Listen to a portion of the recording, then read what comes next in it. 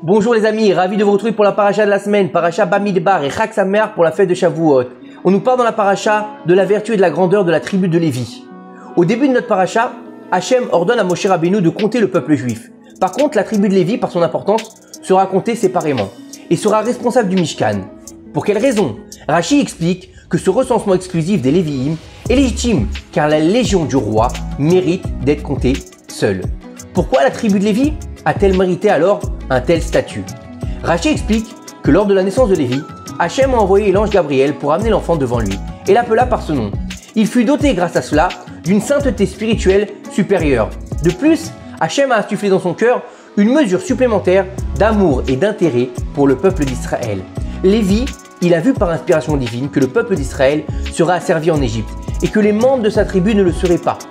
Le Shla Kadosh explique que Lévi a nommé ses trois fils, Gershon, Kehat et Merari, par rapport à la douleur endurée par ses frères en Égypte.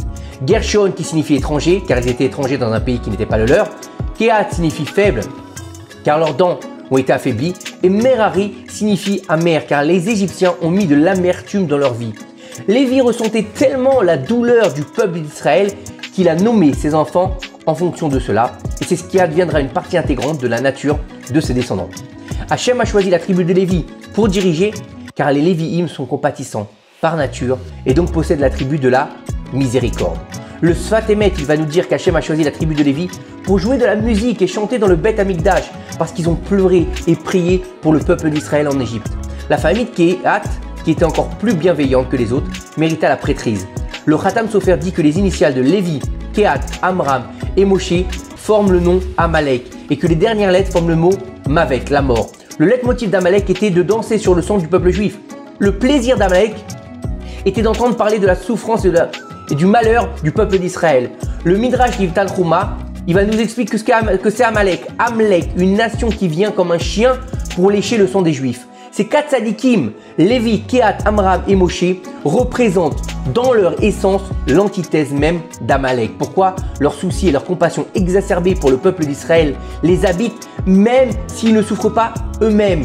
Les tzadikim de chaque génération ont la capacité de contrer et de combattre la haine d'Amalek par leur amour et leur compassion pour le peuple d'Israël. Et dans la situation où on se trouve aujourd'hui, levons-nous contre Amalek comme ces quatre tzadikim qui se sont levés, bien qu'ils ne souffraient pas eux-mêmes, ressentez la douleur du peuple d'Israël. Même si on n'est pas en front, qu'on ressente la douleur des soldats. Même si on n'est pas otage, qu'on ressente la douleur des otages. Qu'on pense à eux chaque jour et que Be'ezrat Hashem Ilbarach, par le mérite de nos tzadikim, par le mérite de chacun de nous, que Be'ezrat Hashem HaKadosh Baruch Hu, il envoie la Géoula Shelema.